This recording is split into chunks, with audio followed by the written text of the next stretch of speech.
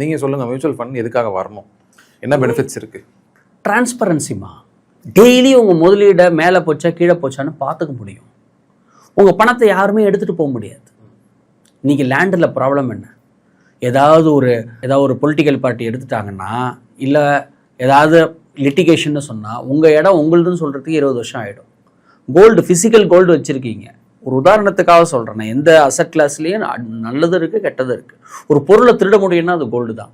வேறு ஏதாவது திருட முடியுமா? உங்கள் மியூச்சுவல் ஃபண்ட்ஸை திருட முடியுமா? உங்கள் ஃபிக்ஸட் டெபாசிட்ஸை திருட முடியுமா?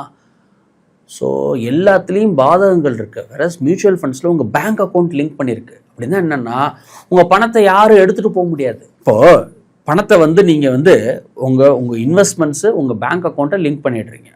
பணத்தை எடுத்தீங்கன்னா உங்கள் அக்கௌண்ட்டு தான் கிரெடிட் வரும், உங்கள் அப்பா அக்கௌண்ட்டுக்கோ ஒய்ஃப் அக்கௌண்ட்டுக்கோ கிரெடிட் வராது. Which is very very very very safe. Whereas all other option, chit fund போடுறாங்க, அன்ரெகுலேட்டடாக நிறைய பண்ணுறாங்க. அதெல்லாம் it is not very safe. So first நம்ம என்ன தெரிஞ்சுக்கணும், mutual funds it is an excellent ப்ராடக்ட்டுங்கிறது தெரிஞ்சுக்கணும்.